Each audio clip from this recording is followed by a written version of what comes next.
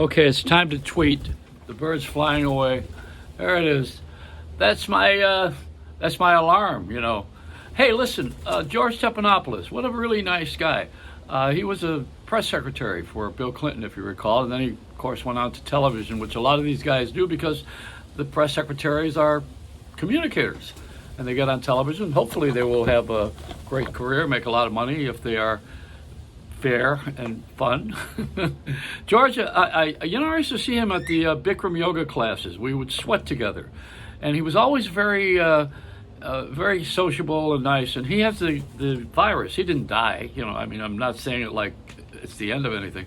But his wife got it, and he got it, and he's at home doing the show from there. But I was thinking about him when I was watching him and how he stayed in shape with the yoga. And he said on television today, he said, well, I noticed that I started to have back pain, and I thought, the back pain you got was from the yoga. This didn't just start, George.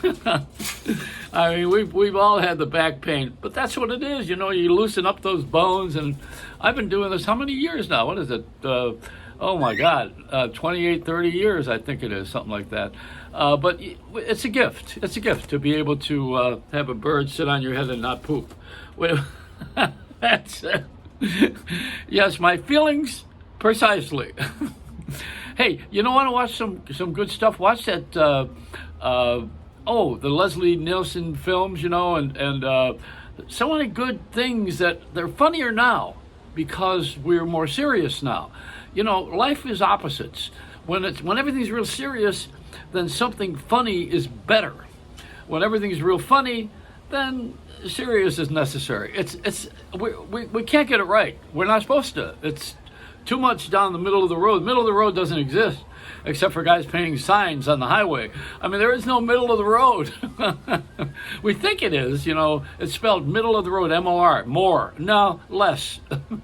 So, the philosophy of life is so important to everybody to have one and then live up to it. I would like to see a lot of my kids not do what I did, but they're going to do it anyway. They're going to do whatever they want to do, and they're going to go ahead. One of my friends, Alec Minishak, said that I was watching Ryan Seacrest, who's a mediocre talent for the most part, I think. He's not particularly exciting. He's an announcer. I worked with Gary Owens, who was on Laugh-In, and Gary, Steve Allen, as brilliant as he was, I would say Gary and I were good friends, and Gary certainly had a great career. He also became partners with Mel Blanc and did a lot of the, yes sir, silly, the voices for, yeah, I thought I saw Putty Tat. All the voices of from Mel Blanc's head, and Gary was great with it behind the scenes, and he was on Laugh-In. So I asked Steve Allen, I said, what do you think of Gary? Gary and I are good friends. And he says, oh, you mean the announcer? And that's the way it is with Ryan Seacrest. Oh, you mean, how do you like Ryan Seacrest? Oh, you mean the announcer? It's not a great entertaining package. It's just a person who has a certain look and a certain sound, and they look nice. Gary Owens was one of the most brilliant people I ever met in my life, and I will tell you something. First of all, B. Mitchell Reed, if you don't know him, or I don't know if you're old enough to know him, he was a disc jockey in New York on WMCA, KFWB in Los Angeles, very popular. And he died, and when he died, I went to the funeral with Gary Owens, and Gary was always quick with the tongue and fast, and a wonderful writer, incidentally. He started out as a newspaper in North Dakota, and that's why he always had that print angle, in his head. Writing is very important for comics.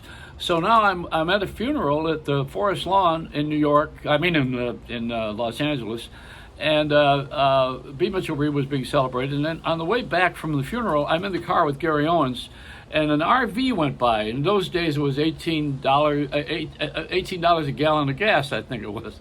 And this big RV went by, and the initials on the license plate was BMR, B. Mitchell Reed. I says, hey. I said, Gary, look. And Gary looked out the window, and he said that, oh, yeah. He said, Mitch has been dead only one day, and already has been reincarnated as a wasp. But that's his humor, and that's his quickness, and that's the kind of guy he is. But he is a brilliant guy. See, there's so many brilliant people, men and women.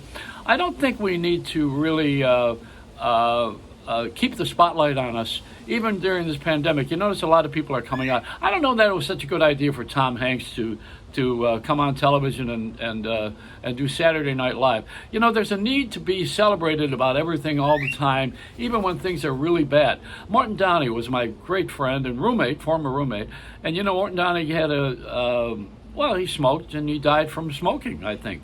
I would say yes. He had 2 lungs removed. I think that'd do it.